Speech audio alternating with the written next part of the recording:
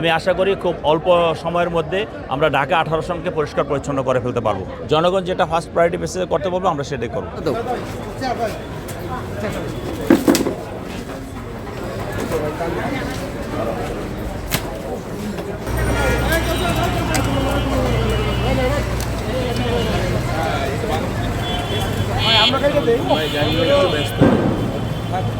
আপনি জানেন যে আমরা যখন যে কাজটা করি সেখানে কিছু পরিবেশ নষ্ট হয় বা নোংরা হয়, আবর্জনা হয়।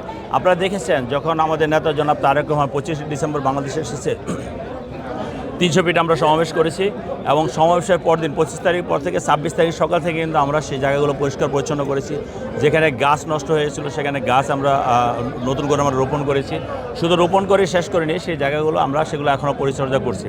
এখন একটা জাতীয় নির্বাচনে পোস্টার ফেস্টুন লাগবে, এটা স্বাভাবিক। এটা আইনত কোনো দণ্ডনীয় বা আইনত অপরাধ না, কিন্তু আমরা যেহেতু পোস্টার ফেস্টুন লাগিয়েছি তো আমরা স্বাভাবিক কারণে সেগুলো পরিষ্কার করার দায়িত্ব কিন্তু আমাদের। কারণ এই পরিবেশটা যদি নষ্ট হয়, মানুষ যদি সেগুলোর জন্য কষ্ট পায়, তাহলে সে দায়িত্ব আমাদেরকে নিতে হবে। এবং সেই দায়বদ্ধতা থেকেই কিন্তু যেহেতু এই পোস্টার ফেস্টুন আমার এবং আমার কর্মীরা লাগিয়েছে বা আমি আমার প্রয়োজনে লাগিয়েছি, এখন আবার জনগণের প্রয়োজনে আমি সেগুলো রিমুভ করব। ভবিষ্যৎ হোক নিরাপদ, বিনিয়োগ হোক বিশ্বস্ত, আর আমার পছন্দ সল্ট বে। ওয়েলকাম টু সল্ট বে। এবং পরিবেশটা যাতে কোনোভাবে নোংরা না হয়, পরিবেশটা যাতে কোনো রকম দূষণ না হয়, সেদিকে দৃষ্টি রেখে আমি এই কাজগুলো করবো ইনশাল্লাহ। নেতাকর্মীদেরকে আগে নির্দেশনা দিয়েছি, সে নেতাকর্মী গতকালকে থেকে শুরু করেছে। আপনারা দেখেছেন। আমি আশা করি খুব অল্প সময়ের মধ্যে আমরা ঢাকা 18 সনকে পরিষ্কার পরিচ্ছন্ন করে ফেলতে পারবো। এখানে অনেক ধরনের প্রবলেমস আছে। ধরেন আমি যেটা বলতে চাই, মানুষ কি চায়? মানুষ সর্বপ্রথম নিরাপত্তা চায়।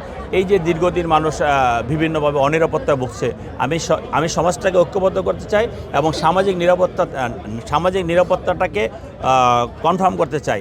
সামাজিক নিরাপত্তা যদি আপনার থাকে তাহলে অন্যান্য সমস্যাগুলো এমনি অনেক ধরনের সমস্যাগুলো সমাধান হয়ে যাবে। তো এখানে অনেক ধরনের সমস্যা আছে, যেমন যানজটের সমস্যা আছে, এখানে গ্যাসের সমস্যা আছে, এখানে আপনার মাদকের সমস্যা আছে।